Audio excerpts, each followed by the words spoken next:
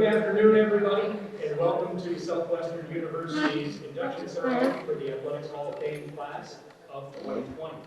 I'm Ken Ralph. I'm the new Director of Intercollegiate Athletics for your Pirates, and it is my honor to serve as Master of Ceremonies today.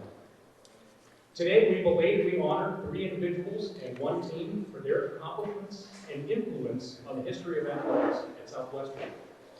COVID may have delayed this induction, but it did nothing to diminish the impact our Hall of Famers have on our institution. In your program, you'll notice we were to have a welcome from Vice President for Strategic Recruitment and Enrollment, Tom Delahunt. Unfortunately, due to a personal issue, Tom had to cancel on us this morning. He sends his best regards. We are honored today to be joined by several previously inducted Hall of Famers. If you are currently enshrined in the Hall of Fame, please stand to be recognized.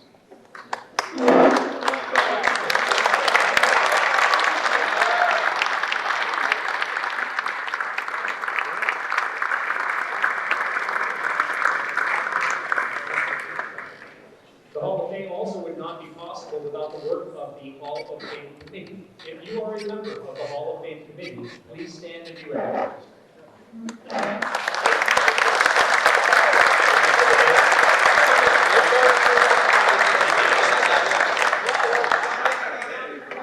I feel like I'm putting Dwight nervous.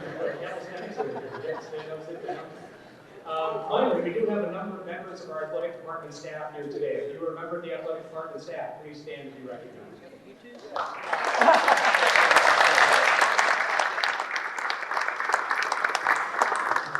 Okay, since we've got food sitting in front of everybody, it would be cool to go on. I think we should eat lunch. So let's take a break now and enjoy lunch. Once we've finished eating, we will resume with the formal presentation of our Hall of Famers. Please enjoy your meal. I hope everybody enjoyed their meal. It was absolutely wonderful. And I'd like to thank the chef for the work that they put forward, making sure we have very nice work.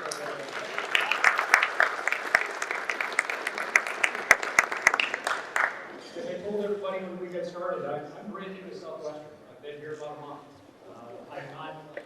I'm familiar with Southwestern. I've been coming down here since 2007. Dr. Munt and I have known each other for that long. We've worked together on a number of committees, organizations associated with the Southern Collegiate Athletic Council to the NCAA. Always enjoyed my visits down here in Georgetown, and I find it incredible that I get to be up here and follow on the legacy of some wonderful athletic directors who led this place. And I'm looking forward to helping us take the next step as we continue to evolve as a university and continue to evolve as an athletic department. I will tell you this, I don't know if I've ever been in a place that's been friendlier or has given a better welcome. Certainly the folks of Georgetown live up to their reputation as being one of the friendliest cities in the country. Everybody's been wonderful. Mary and I, as we're moving into the region, it's really been incredible. We will be settling here in Georgetown. I thought it was important for us to buy a house in the area and really settle into the community and be part of the community which Southwestern calls home. And we feel that's important, and I'm really glad we're able to do that. We're going to have some ambitious goals of what we want to do as an athletic department. And one of the things you'll find out is I tend to speak up. I'm not a wallflower. I tend to make difficult asks. And we're going to have some pretty lofty goals of where we want to go. The needle doesn't move very far to get to where we are, and we want to take it even farther. But we want to do it while doing things the right way. We want to act ethically. We want to be great educators. We want our students to have an incredible 4-year experience at Southwestern. We'll feel like we're doing our jobs if our students become our best recruiters. And so that's going to be one of our big goals. We want our students to love being Southwestern University Pirates. And that's important to me, and it's going to be important to everybody on our staff because we are a big representation of this university and a big driver of brand. And so we want to make all of you proud of Southwestern University and the young men and young women who represent this institution through varsity athletics. So since Southwestern was last able to gather for a Hall of Fame celebration, we've lost 2 individuals who are very well known to people in this room. We lost Hall of Famer Russell Martin and longtime administrative assistant Phillip. Both individuals had a significant impact on Pirate athletics, and they'll be missed by the entire Southwestern family. Please be sure to keep them in your thoughts. Before we begin with the inductions, I'd like to say a couple of thank yous. Most of the work for this event was done done by, it was done well before I arrived on campus. And Associate Athletic Director Glenn Schwab has been invaluable in ensuring that this event went as planned. I hope everybody gets a chance to thank you before they leave. Glenn, thank you so much for all you did.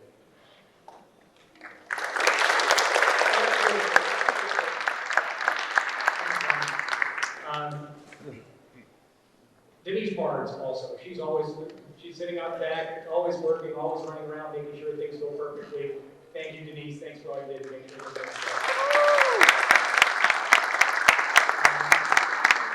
We also have some wonderful colleagues in marketing and communications on campus, and they provide a great assist in ensuring that the videos that you're about to see came together well. And one of the things you'll see is this cross-campus collaboration between different departments is something that makes Southwestern very special. Bailey Middleton is here today. It's Bailey over here on my left. Bailey is our sports information specialist, and he was instrumental in making sure the final little details of this event came together. He's also going to be queuing up our videos for us and assisting us in making sure that we produce and archive this event well when it's all over. So Bailey, thank you very much for your efforts.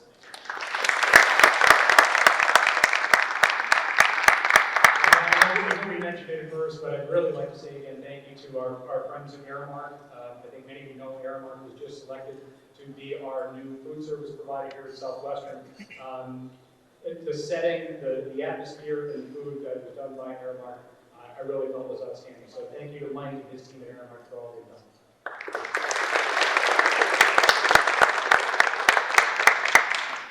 Okay, now's the time to get into the formal induction ceremony. Each inductee will be introduced with a short video presentation showing highlights of their career. After we've enjoyed the video, we'll ask the inductee to come to the stage for a few remarks. At the conclusion of the event, we'll ask all the inductees to move to the podium for a formal photo.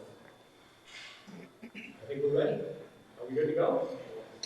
Let's do it. Today's first honoree needs no introduction. His long history of gifting his time, energy, and resources is legend at Southwestern. Please enjoy this tribute to Red McCombs. Red McCombs arrived at Southwestern University in the fall of 1945 on a full football scholarship. He played both offensive lineman and receiver until leaving to serve in the United States Army from 1946 to 1947. Following that, he attended business and law school at the University of Texas. McCombs has distinguished himself at every level of his career across a number of industries, including automotive, oil and gas, real estate, broadcasting, and professional sports, building a billion-dollar business empire. Over the years, Red has generously supported Southwestern University with both his time and resources. He served on the Southwestern Board of Trustees from 1987 until 2014, chairing the board from 1992 to 2000. In 2014, he was named a life trustee and the board's honorary chair. He is as renowned for his philanthropy as for his business acumen, winning the President's Philanthropy Award for Southwestern in 2006. McCombs is also a prominent figure in sports, owning and operating professional teams for over 32 years, including the San Antonio Spurs, the Denver Nuggets, and the Minnesota Vikings. In 2013, Southwestern football returned after a 63-year absence, thanks in large part to McCombs' generous donation. He was honored as a distinguished alumnus in 1990 and awarded an honorary Doctor of Laws degree in 1997. Southwestern University is proud to welcome Red McCombs as a member of the Athletic Hall of Fame class of 2020.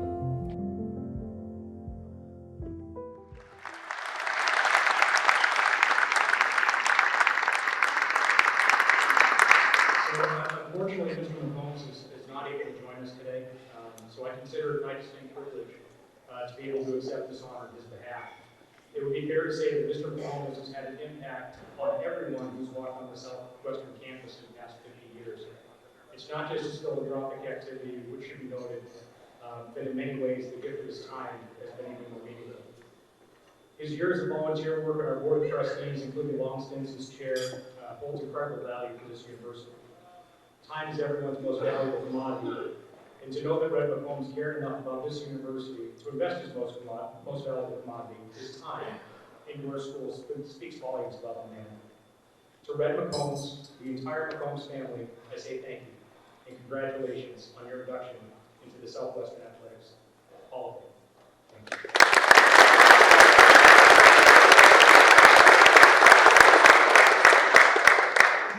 Our next group of inductees distinguished themselves on the court.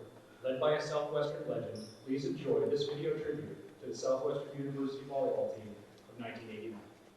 The 1989 Southwestern volleyball team, led by head coach Dr. Glada Munt, put together one of the Pirates' most storied runs. Southwestern posted a 38-9 record while winning the NAIA District 4 Championship, the NAIA Bi-District Championship, and finishing third at the NAIA National Tournament, which is the second best mark in program history. The 1989 Pirates were led by two All-Americans and first-team selection Becky Wilson, who was also named to the NAIA All-Tournament team, and second-team selection Lori Jones.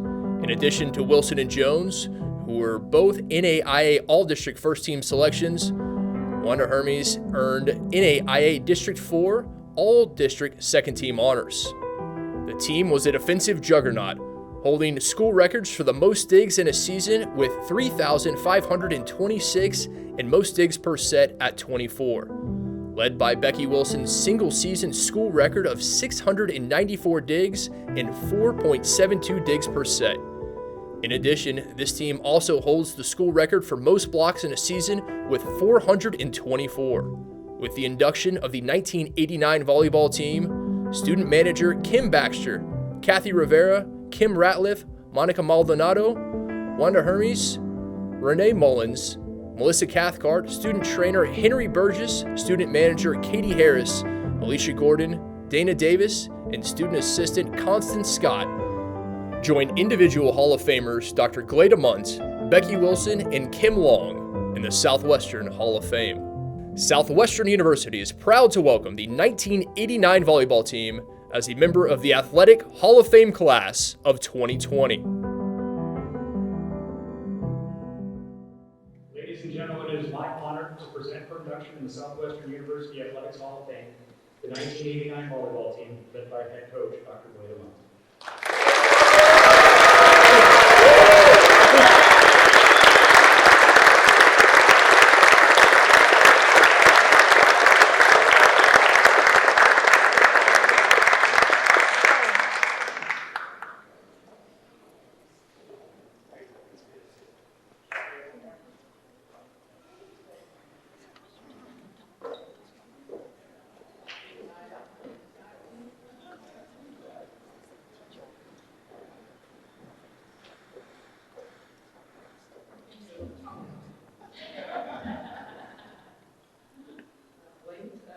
Darn, we were good. Really an exciting time for us. The one person that wasn't mentioned, I think, in one of the lists there is our player Lori Jones, and she was a team captain and also a great leader. And kind of show you what a great leader. Tomorrow she is being promoted to Brigadier General in the Air Force. Wow.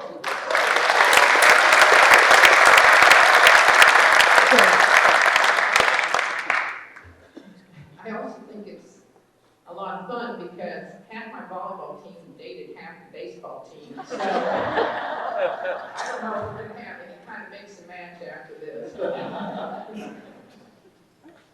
We were originally scheduled to go in 2020, and we all know COVID hit, and things got delayed.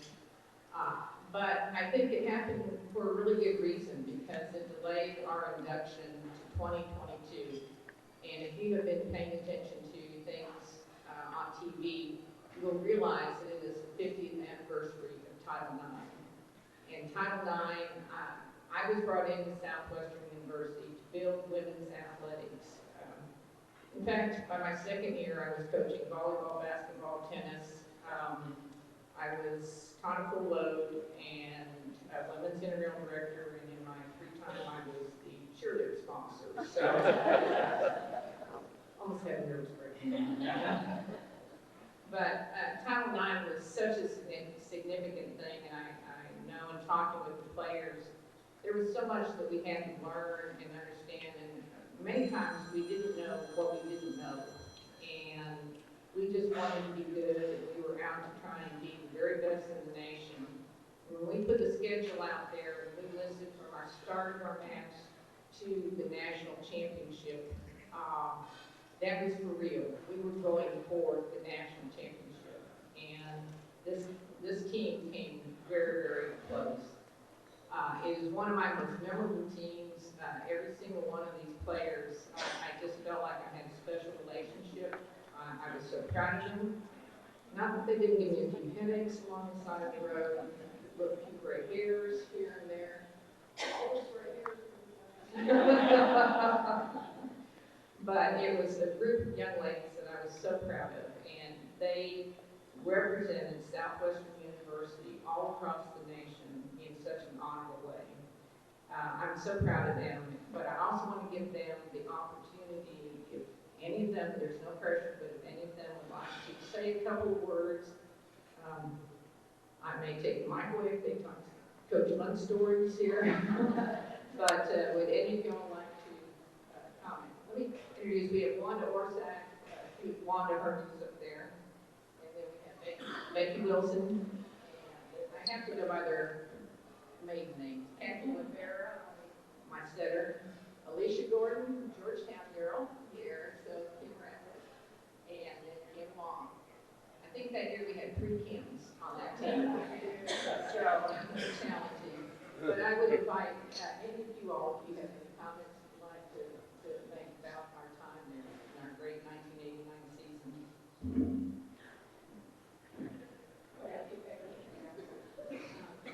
Hi, I'm happy, and I remember loving my time here at Southwestern, and these young ladies here were more than teammates, they were family, and I just have so much respect and honor for Coach Munt. She was still Coach Munt then, I know Dr. Munt now. We watched her toil and serve us in ways that are unimaginable. We did not realize that we were getting that once in a lifetime experience. We saw things, we traveled, she took such good care of us, and this experience helped shape the woman that I am today. She was such an inspiration to me. And so I love all these women dearly, and I'm just so grateful to be part of this team.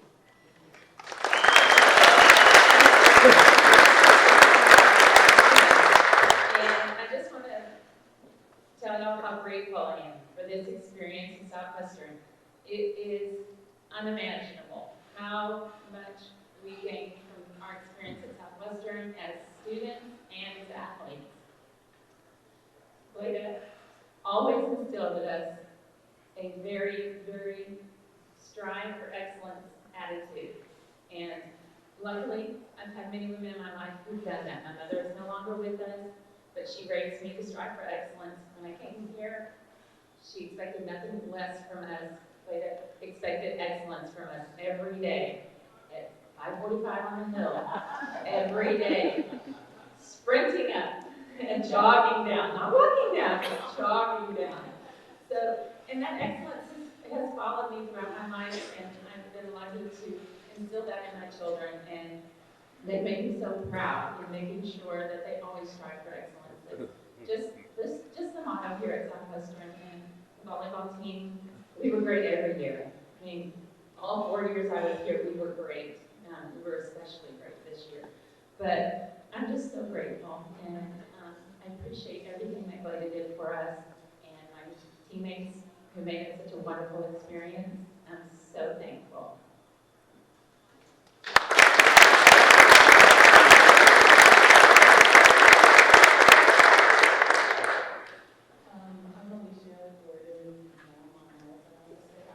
From Georgetown, and coming to Southwestern was truly a great opportunity. I graduated here, my mother's family was from here, my grandmother actually worked here at Southwestern before. So it was truly honoring to be able to come to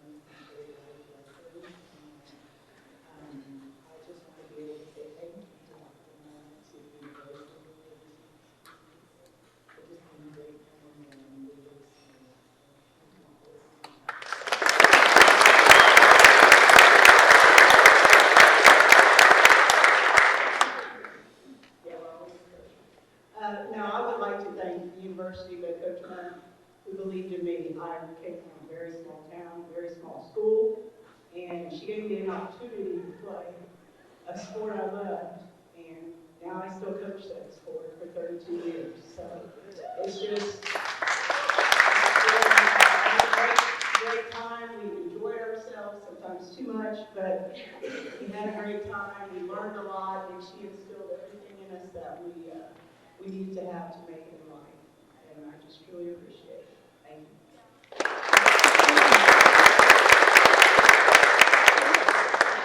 I was sitting here thinking when Pat asked what we're going to say, I don't think we get to say anything, so I wasn't prepared.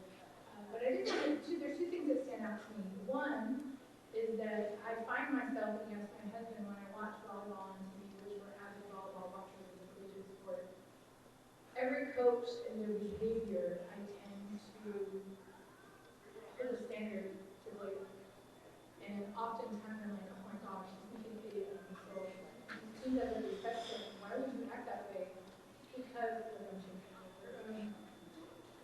I always appreciated the demeanor that we had in teaching us and expecting us to be proper people, to be respectful, to not trash talk while we were playing, to just let our play show up for that. And that has made a real impact on me. We have 7 kids, and 5 of them are very sports oriented. And I've always tried to instill in them, you don't need to say anything, you just need to play. You need to play and not talk. Because that can be learned. I think that's a really strong thing to let your playing and do your talking. And then the second thing is that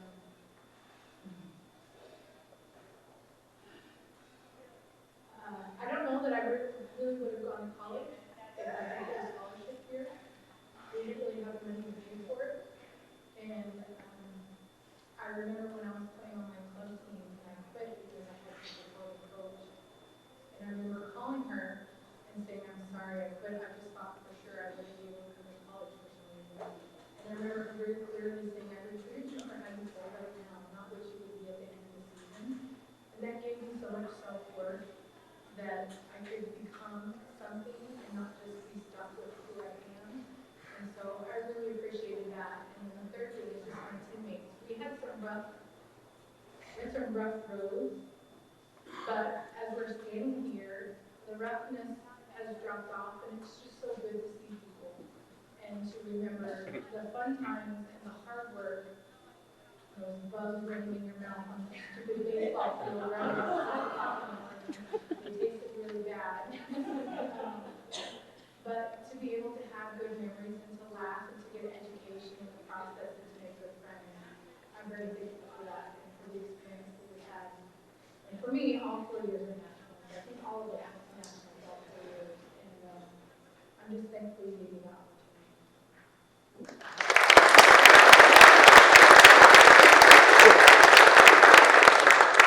I don't know how to follow these girls. Look at y'all, you look beautiful.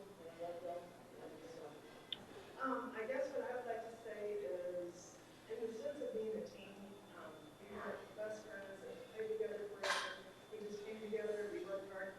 We honestly probably didn't even know what Charline was, but we just love the sport, and we appreciate the opportunity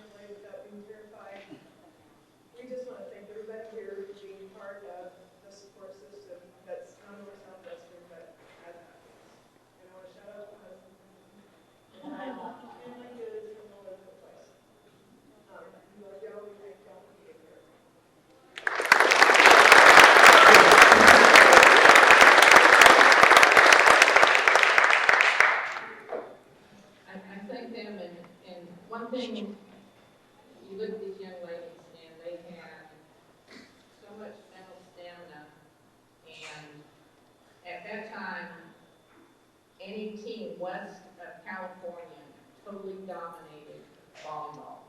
No one east of California had ever beat a West Coast or Hawaiian team. And these young ladies went to Hawaii and on home floor beat 2 out of the 3 Hawaiian teams. And we were even written up. One of the matches was in front of about 2,000 screaming Hawaiians. And they were all above the court screaming down on top of us. In fact, one time a shank went up there and the Hawaiian spiked it right down almost on my head. And we beat them on their home floor, and it was a tribute to the strength and character and the mental toughness and the will to win that carried these young ladies through 4 times to nationals. And my heart goes out to them, and my love goes out to them. Thank you all so much.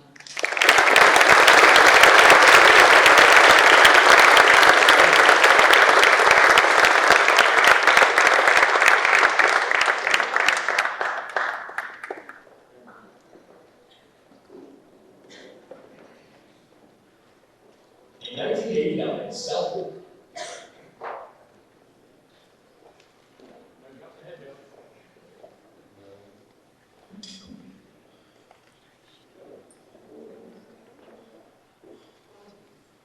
Our next inductee might have only spent 2 years in a pirate uniform, but his accomplishments at Georgetown and his continuing influence in the sport of baseball have been long-lasting. Please enjoy this tribute to Phillip Wellman. In just 2 seasons, Phillip Wellman put together one of the best stretches of baseball in Southwestern University history. Phillip Wellman transferred to Southwestern from Sam Houston State for the 1983 season and immediately helped the Pirates to consecutive NAIA World Series appearances in 1983 and 1984. Southwestern went 50-22 in Wellman's first season, placing 7th at the NAIA World Series. The following year, the Pirates posted a record of 53-16 and finished 3rd, with Wellman making the 1984 World Series All-Tournament team. Phillip Wellman was named an All-American for that 1984 season after posting an .803 slugging percentage, hitting 23 home runs, driving in 84 RBIs, and scoring 75 runs with 179 total bases, which all rank as a top 10 season in school history for each statistical category. He graduated as the school's all-time leader in slugging percentage, on-base percentage, and home runs, and still remains in the top 10 in each of those categories despite only playing 2 seasons. His career .690 slugging percentage currently ranks 6th all-time at Southwestern, with his .492 on-base percentage 7th, and his 33 home runs tied for 10th all-time. Wellman graduated in 1985 with a Bachelor of Science in Engineering and played professionally in the Atlanta Braves organization until 1987, when he began a minor league coaching career that has spanned 3 decades, leading the Mississippi Braves to a Southern League championship in 2008 and the Amarillo Sod Poodles to a Texas League championship in 2019. He is currently the head coach of the San Antonio Missions. Southwestern University is proud to welcome Phillip Wellman as a member of the Athletic Hall of Fame class of 2020.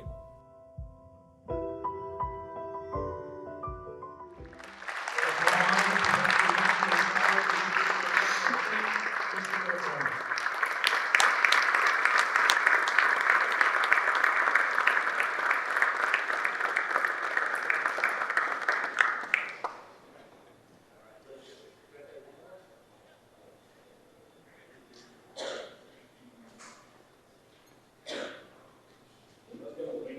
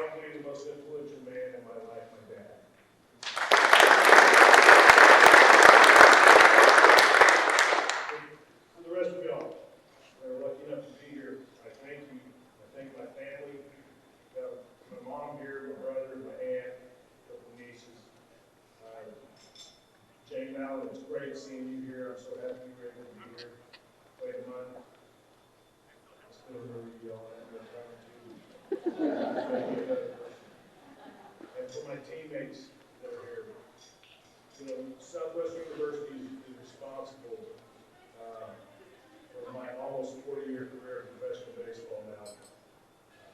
Had I not transferred here and I got the taste of discipline and going about the business the right way, understanding how important education was, I probably wouldn't be standing there right now. Although my name is on that flag, I want to share with you one thing, and I'll make it real quick. I've been named manager of the year a time or two, but I've never been a manager of the year when my team is under 500. Funny how that goes. Okay? I'm not standing here because of those numbers that we put up there. I'm standing up here because of people who live with me, people who push me, people who challenge me, and the family that's from me.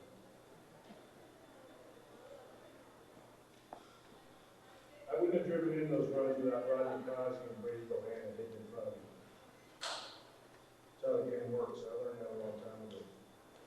I wouldn't have got the pitches to hit me at home runs had I not had Danny Nick and Danny Cohen hit behind me. That's how a team game works. Terry Edgar, it was nice having him in the front of me. Well, I know when he took pitches to hit. Billy Runzier, Jeff Juicy took care of some less than perfect throws. I made his first base. Kevin Kalanick led the club from behind the plate. He hit 300 his senior year, so he was always on base. There was more opportunities to try to run to him. Tommy Collins was a freshman. I don't know where he is today because he told me he was coming. Who I took ground balls with every day, and all he did was verbally challenge me. That's a nice way of saying it. To be a better player. Scott Neal, Robert Zierfoss, Russell Martin, Jeff Lynn, Cavers, five brothers. Had we not had that pitching in those 2 years I was here, our offense may not have been as prolific as some think it was.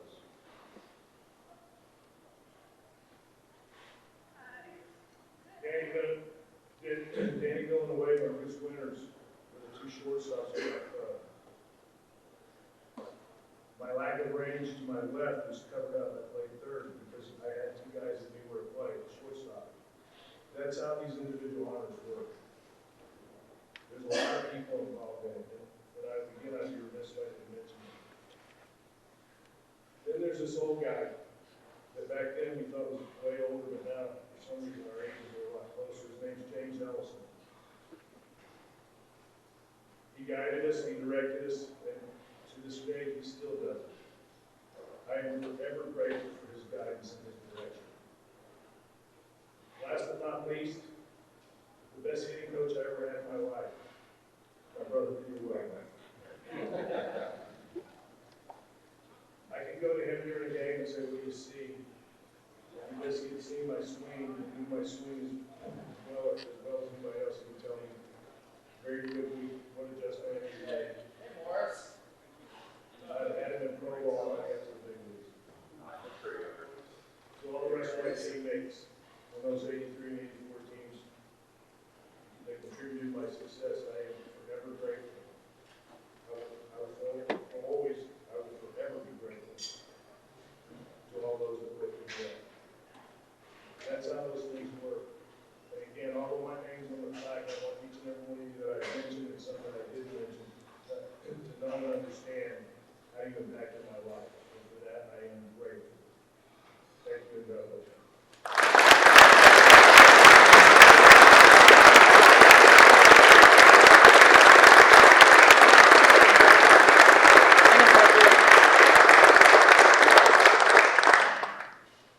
You know, Phillip, I appreciate your humble nature, and I really appreciate how you credit your teammates.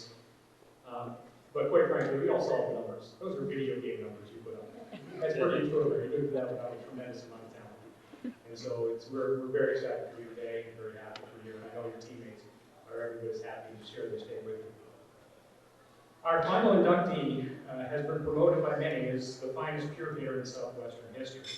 And having recently played golf with him, I can promise you that he still has that smooth, powerful swing. It seems some discontent here once in a while. Please enjoy this tribute to Mr. Pat Leonard. Pat Leonard arrived at Southwestern University in the fall of 1986 from Dripping Springs High School and quickly emerged as one of the most reliable and prolific players in program history. His 217 games played are fifth most in school history, and at a time of his induction into the Southwestern Hall of Fame, Leonard ranks in the top 10 in 8 other career statistical categories. Pat Leonard is one of the Pirates' all-time best combinations of power and precision, finishing his career with a .382 batting average and the second most home runs in school history with 61.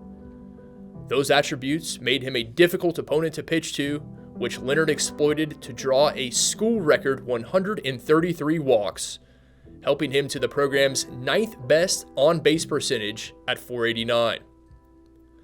Leonard's 252 RBIs and 474 total bases are third most in Southwestern history. He ranks 4th in career slugging percentage at .727 and 4th in runs scored with 211. His 249 career hits are 6th most at Southwestern. In addition, his 98 hits in 1990 are tied for the most in a single season in school history. Southwestern posted a 163-68 record in Leonard's 4 seasons, making the NAIA postseason in his final 3 years, with Leonard earning NAIA District 4 first-team All-District honors in each of those seasons, including an All-Area Award in 1988. He was named to the Pirates' All-Decade team by former head coach Jim Milan in 1989. Leonard graduated from Southwestern in 1990 with a Bachelor of Arts in Business. Southwestern University is proud to welcome Pat Leonard as a member of the Athletic Hall of Fame class of 2020.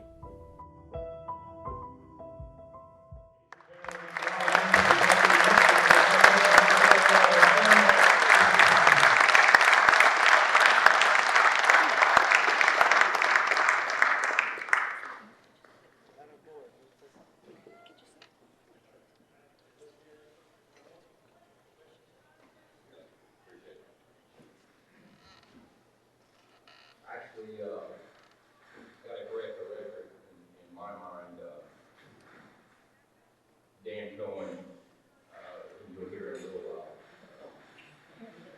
he's the king here.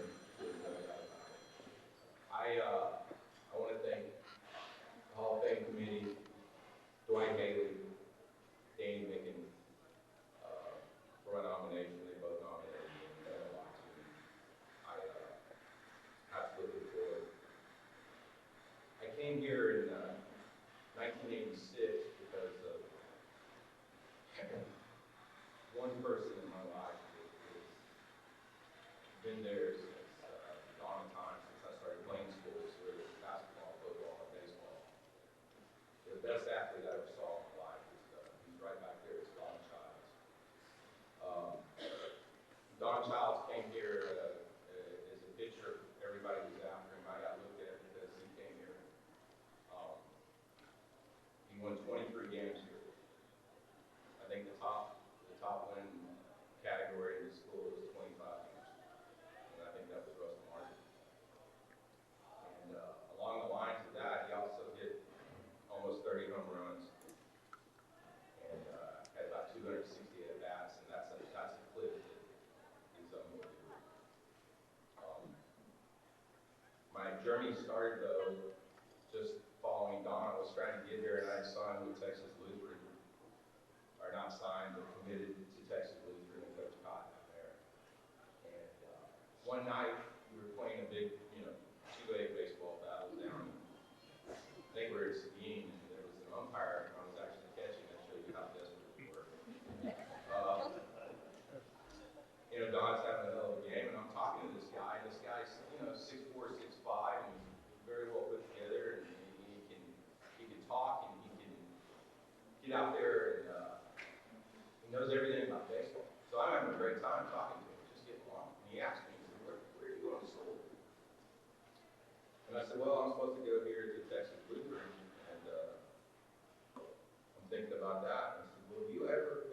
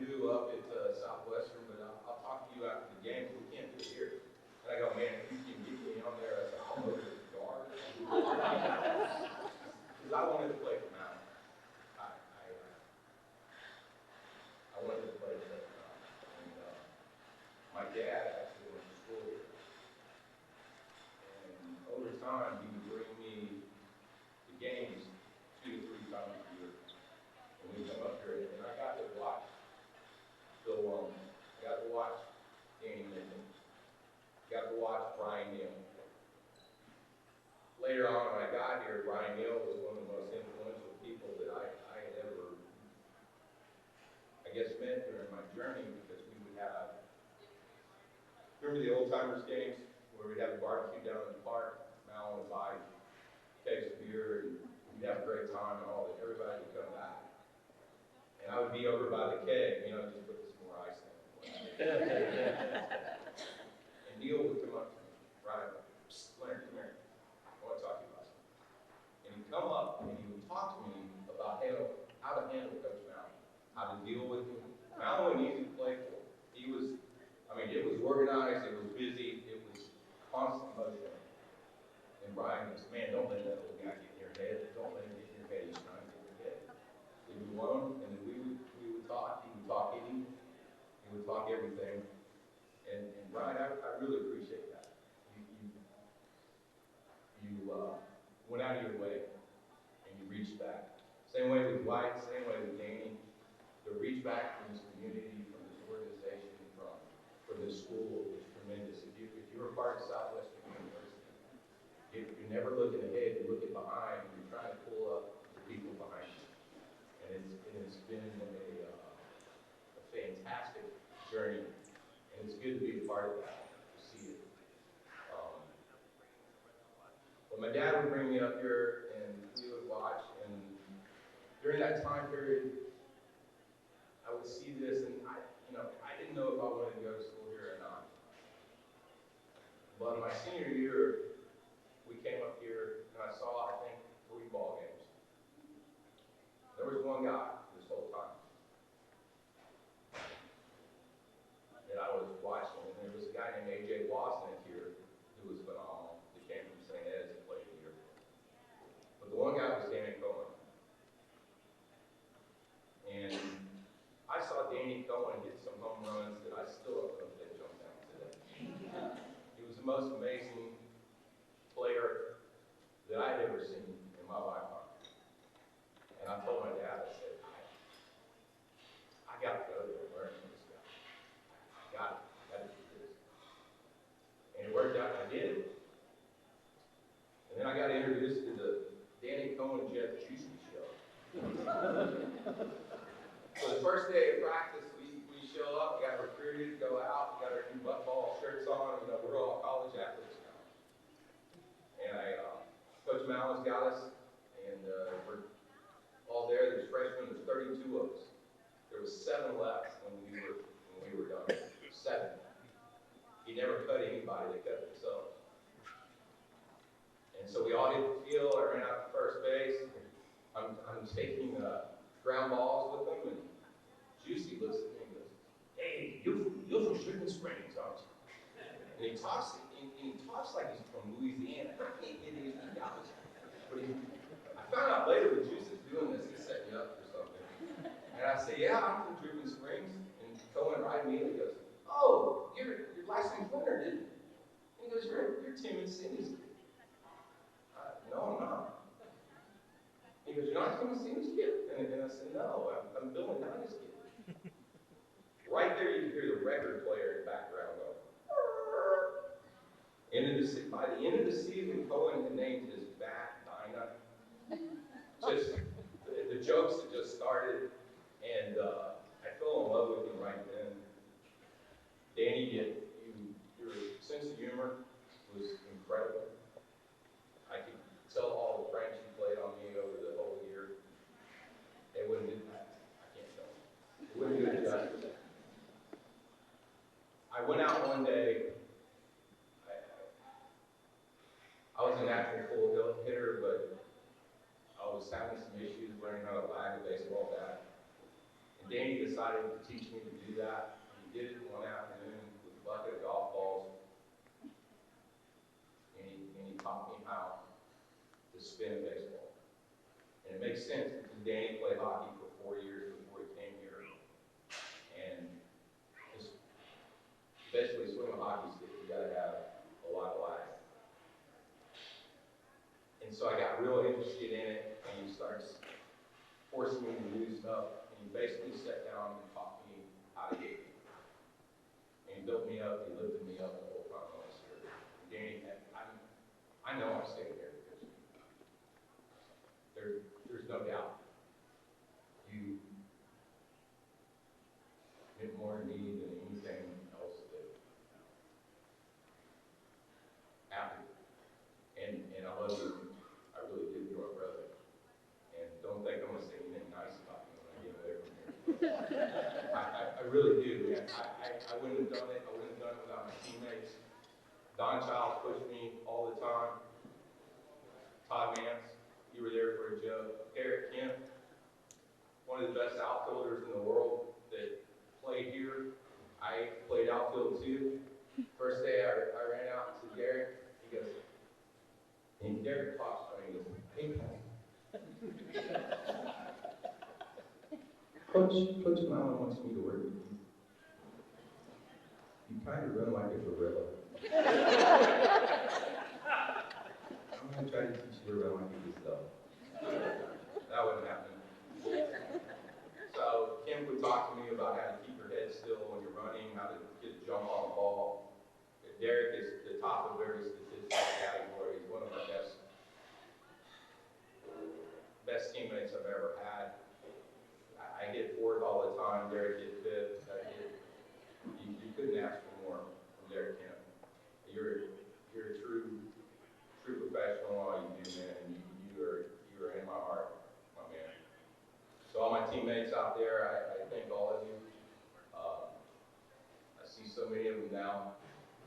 Looking back at Brad Baker, one of the biggest, craziest guys that had the biggest heart in the pitch that's ever played here. It's just humbling experience.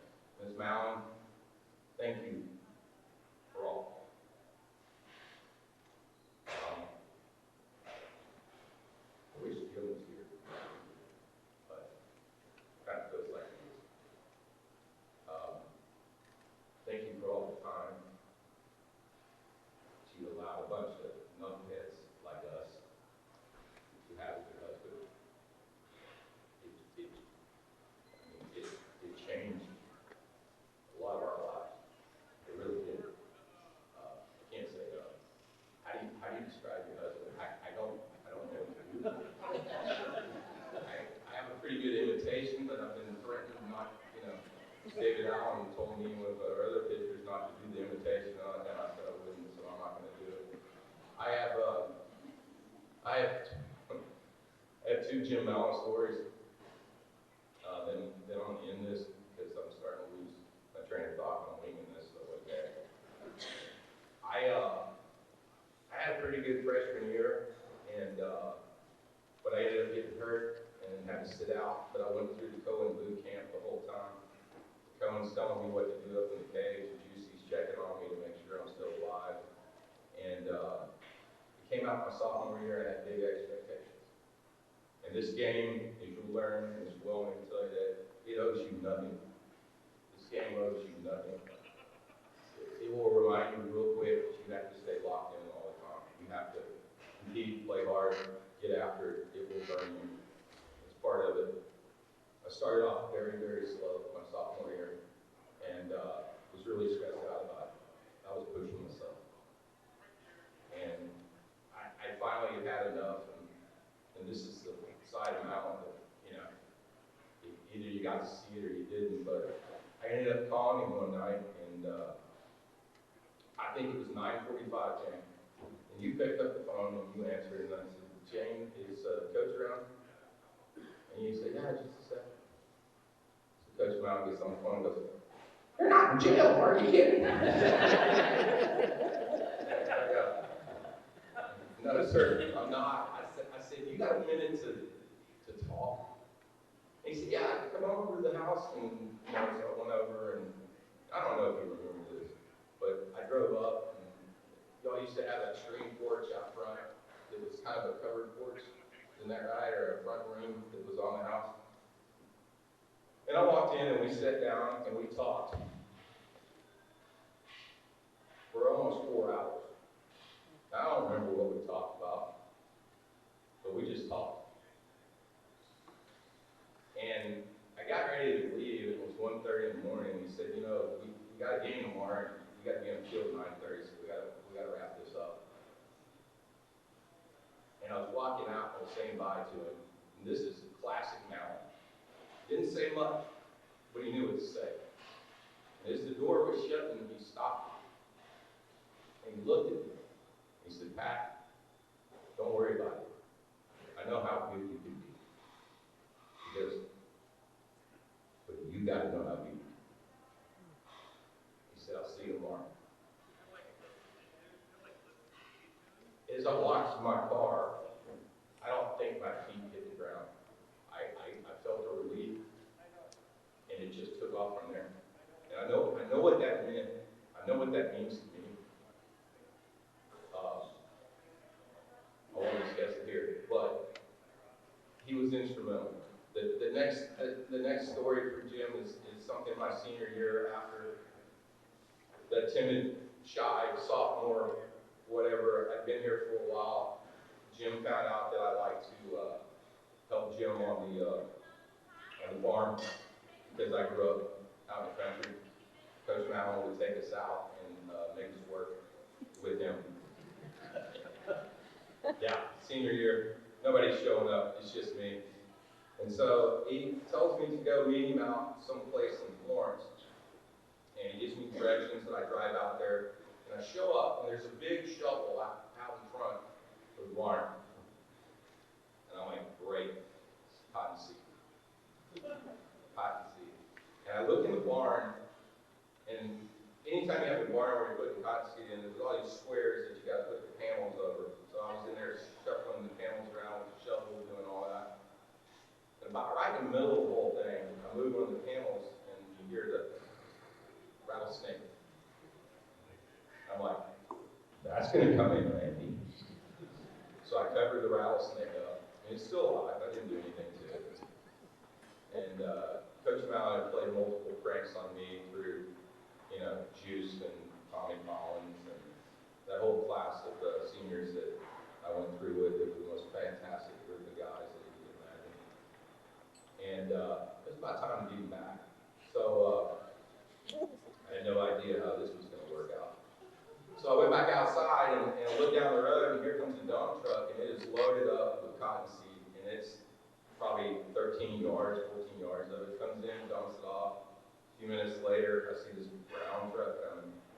And he's going, hey, I kind of messed you up for a little bit, didn't I? Yeah, you got a lot of work to do. And he's talking and said, yeah, Coach, you want to help me get all these slats ready? And he goes, yeah, sure. So we were in there, we're getting slats ready, and we're mixing it up. And I was looking at that one, I said, here we go. So I grabbed the shovel, and I opened that thing up.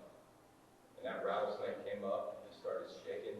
And I swear to God, Coach Mallon was on the wall. And his feet weren't even on the ground.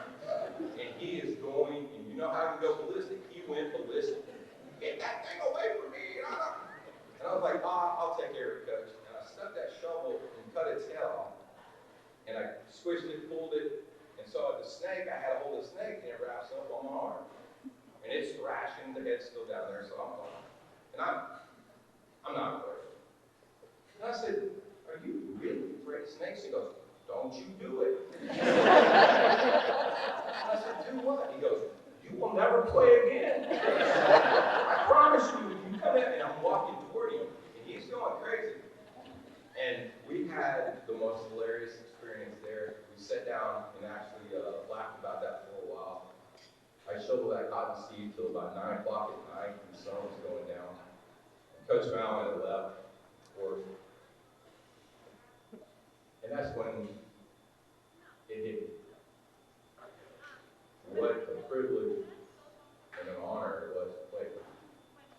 Once you went through the hard stuff, once you got to the point where you really knew what was going on and been around all these guys, all these fine men, and gone through hell and back with them, you realize how lucky you were. I couldn't have been in a better place. I couldn't play for a better coach. I couldn't have better friends. Everything in my life was with you guys. The friendships are amazing. There's a quote in a book called Ball 4, and I read it one time. Forgot the author. They'll sum this up. It's a fantastic book. At the end of the book, it talks about baseball. And it talks about the first half of your life you go through gripping the baseball. But in the last life, you realize that baseball has been great to you the whole time. Amen. God bless Southwestern University. God bless Coach Wellman, and thank you all. Appreciate it.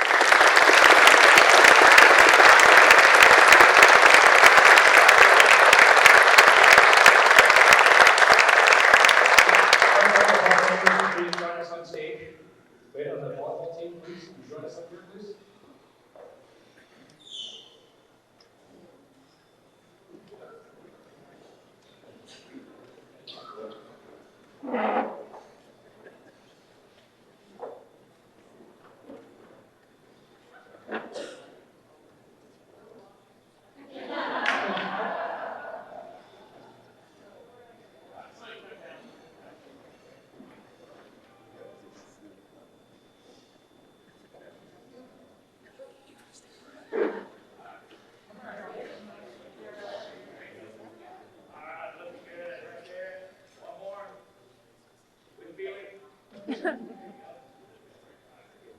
Ladies and gentlemen, I present to you the Southwestern University Athletic Hall of Fame class of